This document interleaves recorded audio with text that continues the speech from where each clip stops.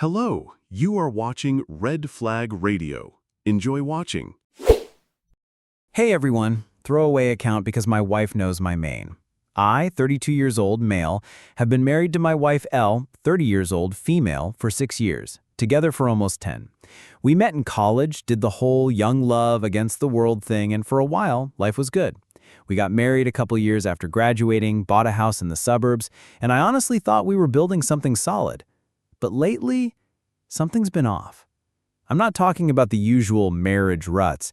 I know relationships ebb and flow. This was different. She became distant, snappy over little things, always on her phone but turning the screen away when I walked in.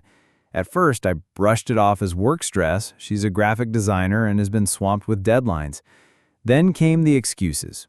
Working late again, babe. Girls' night, don't wait up. Oh, my phone died, sorry I didn't text. I wanted to believe her, I really did, but the gut feeling wouldn't go away. It's like this heavy, crawling unease that sits in your chest, whispering that something is wrong. I tried talking to her, but every time I brought it up, she flipped it back on me. You're just paranoid, why don't you trust me? Or, God, you're so controlling, can't I have a life outside of you? That's when the doubts really started eating at me. It started with small things that didn't make sense. One night she came home at 1:30 a.m. from what was supposed to be a happy hour with coworkers. She reeked of cologne that wasn't mine, and when I asked, she laughed it off. Oh, some guy spilled his drink, relax. She was all giggles and dismissive, like I was the crazy one for even noticing. Then she left her Apple Watch charging in the kitchen. A text popped up. Can't stop thinking about last night. When can I see you again? Heart. My heart stopped. When I asked her about it, she snatched the watch up and said, oh, that's just my coworker Dan. We're working on a new pitch. Inside joke, don't be weird. The thing is, she never mentioned to Dan before. Her friends, who used to come over all the time, suddenly stopped inviting me to group things. When I asked why, Elle would roll her eyes. Because you're always awkward around my friends, babe. It kills the vibe. I wanted to trust her. I even convinced myself I was overthinking. But the lies started piling up faster than I could ignore them. Then came the night that changed everything. Last Friday, she told me she was going out for another girls' night. I had this gnawing feeling in my gut that wouldn't let go, so I decided for the first time to follow her. I waited 10 minutes after she left, got in my car, and drove slowly, keeping a few cars behind. She didn't go downtown where she said her friends were meeting. Instead, she pulled into a quiet residential street and parked in front of a house I didn't recognize. I watched her sit in the car for a minute, fixing her hair in the mirror. Then she practically skipped up to the door. A tall guy opened it, and before she even stepped inside, they kissed. Not a quick peck, one of those "I've missed you" kisses. My heart dropped into my stomach. I sat there frozen for what felt like forever. I wanted to scream, to jump out of the car, to demand an explanation. But instead, I drove home, shaking the whole way. When she came back around 2 a.m., she acted like nothing happened. She even complained about how Jessica's new boyfriend is so annoying. I barely slept that night. All I could think about was that kiss. The next morning, I woke up with my heart still pounding. I know what I saw, but a twisted part of me still wanted to believe there was some explanation. Maybe it wasn't what it looked like.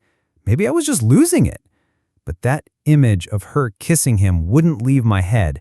I needed proof, not just for me, but so she couldn't gaslight me into thinking I imagined it. So I got sneaky.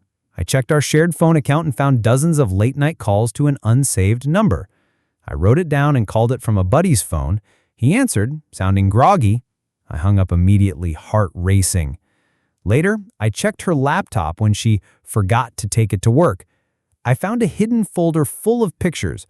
Her and this guy at bars, hiking, even a selfie of them in our bed. My bed.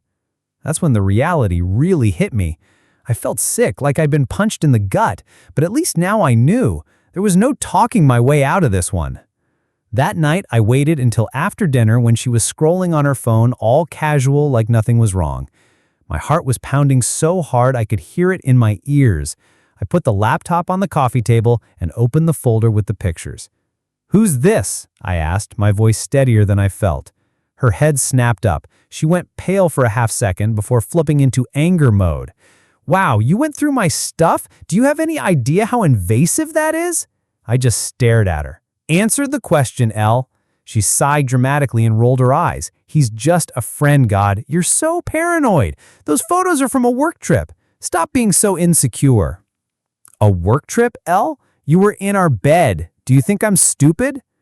She crossed her arms, chin up, and said, You're reading too much into it. If you can't trust me, maybe this isn't working anymore. That hit harder than I expected, like she was the one considering leaving me. No apology, no explanation, just turning it all back on me. I didn't say anything else that night. I just walked out, got in my car, and drove until I ended up at a 24-hour diner, staring into a cup of coffee that tasted like nothing. The morning after the confrontation, she acted like nothing happened, made herself a smoothie, hummed in the kitchen, and even asked me if I wanted to do something fun this weekend. I couldn't believe it, like the fight never happened. When I brought it up again, she went on the offensive. You're making drama out of nothing. Are we seriously still talking about this? I told you he's just a friend. But then, the cracks started showing.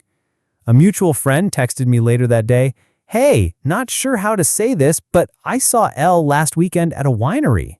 She wasn't with her coworkers. I asked for details. She sent me a picture she'd taken with her boyfriend. Elle was in the background, laughing with the same guy I saw her kiss.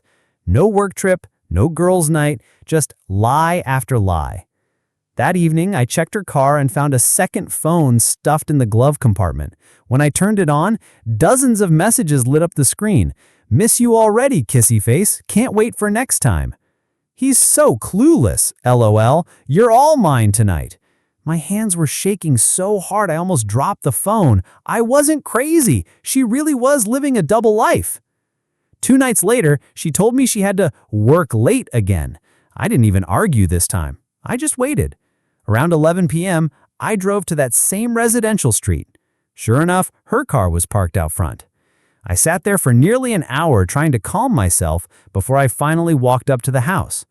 I knocked on the door, and he opened it. Shirtless, holding a beer. Behind him, I saw her wearing one of his shirts, laughing until she saw me. Her face drained of color. What are you doing here? I held up the second phone, looking for my wife. Have you seen her? She stammered, It's not what it looks like, I swear. I laughed, actually laughed. Really? Because it looks exactly like what it looks like. The guy tried to say something, but I just walked away. I didn't trust myself not to do something I'd regret. When I got home, I packed a bag and left for my brother's place. I didn't answer her calls or texts that night. By the next morning, my phone was blowing up. 30 missed calls, a wall of texts. You're overreacting. It was just a mistake. Please come home. I can explain everything if you just talk to me. I ignored her until she showed up at my brother's place in tears, doing her best Oscar-worthy performance. She kept saying, He means nothing to me. It was just physical. I was lonely because you've been so distant lately. Funny how she flipped the script. Now it was my fault she cheated. When I confronted her about the second phone and the messages calling me clueless, she tried to spin it again. Those were jokes. You're reading too much into it. I couldn't believe how fast the lies rolled off her tongue. Every time I caught her in one, she had another ready. And the worst part? She wasn't sorry. She was just sorry she got caught. When she finally left my brother's place, I just collapsed on his couch. Everything hit me at once. Anger, betrayal, humiliation. I couldn't stop replaying it all in my head. The lies, the sneaking around, that smug smile she had before she saw me at his door. I barely slept. Every time I closed my eyes, I saw her with him. My appetite was gone. My chest felt tight all the time, and I kept thinking, how did I not see this coming? My brother tried to talk to me. Dude, she's been lying to you for who knows how long. This isn't on you. But deep down, I still blamed myself. I kept going over every argument, every work night, every time I brushed off my gut feeling. I felt like a fool for trusting her. By the third day, I was so mentally drained, I didn't even have the energy to text her back, even though she kept spamming me with alternating apologies and angry messages. You're ruining our marriage over nothing. We can get past this if you just forgive me. I can't believe you'd throw everything away over one mistake. One mistake? She made it sound like I was mad over a spilled glass of milk. Word spread fast.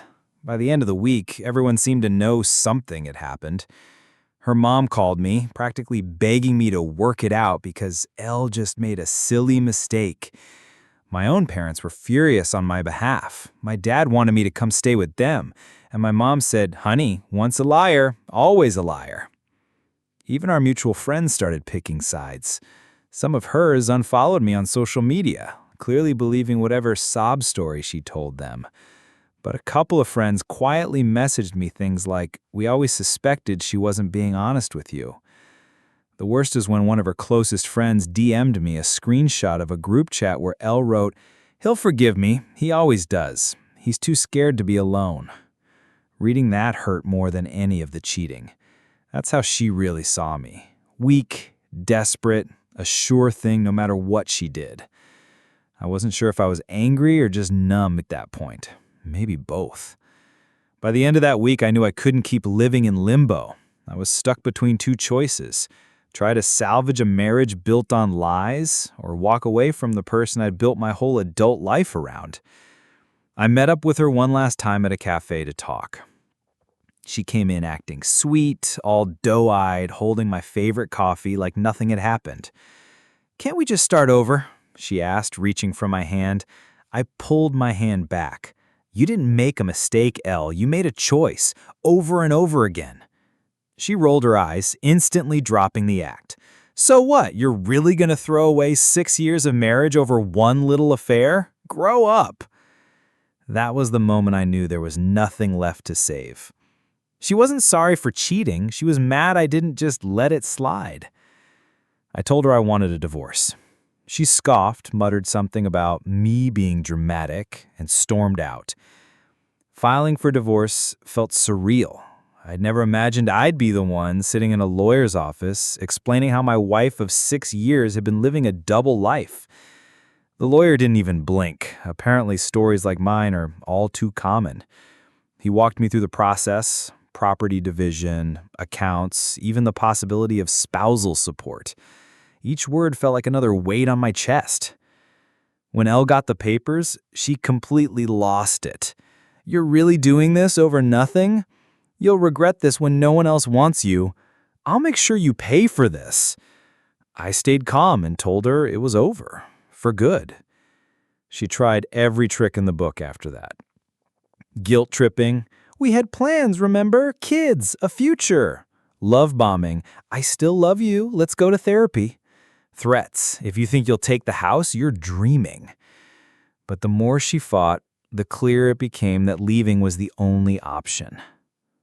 The first few weeks after filing were brutal. I'd come home to an empty apartment, sit on the couch, and just stare. No TV, no music, just silence. I missed the idea of her more than the actual person. The woman I thought I married didn't exist anymore, if she ever did. Every memory felt tainted. Even looking at old photos made me angry, like I'd been living in someone else's life. I threw myself into work and started going to the gym again, mostly to have something to fill the endless evenings. My brother dragged me out for beers a few times, and I started talking to a therapist. Slowly, the fog began to lift. For the first time in months, I slept through the night. I even caught myself laughing at a stupid meme one morning and realized I hadn't really laughed, in weeks. The pain was still there, but it wasn't crushing me anymore. A few months later, the divorce was finalized. Seeing my name on that stack of papers, officially separate from hers, felt like ripping off the last bandage. Painful, but freeing. Elle tried one last time to reel me back in, sent a long email about how she had changed and realized what she lost. I didn't reply. There was nothing left to say. I boxed up the last of her things, clothes, old photos, random stuff that used to mean something, and dropped him off at her mom's place. Driving away, I felt this strange lightness, like I'd been carrying a backpack full of bricks without realizing it. I even ran into a couple of mutual friends who, to my surprise, told me I dodged a bullet. Apparently her affair hadn't been her first, just the first one I found out about. For the first time, I didn't feel angry, just done. Now that the dust is settled, I've had time to really think about everything. The lies, the gaslighting, the way I ignored my own gut for so long, it all taught me one huge lesson. Don't ever let someone convince you that your instincts are paranoia. I stayed too long because I thought love meant forgiving everything. But real love doesn't hide phones. Real love doesn't humiliate you. Real love doesn't make you feel small. To anyone reading this who feels like something is off in their relationship, trust yourself. Look closer. Ask the hard questions. And if the answers don't add up, don't be afraid to walk away. You don't need more proof. You don't need their permission to leave. You just need the courage to put yourself first. I'm still healing, still figuring out who I am without her. But for the first time in years, I feel like I'm living an honest life. No secrets, no second phone, just peace. And honestly, that's worth everything.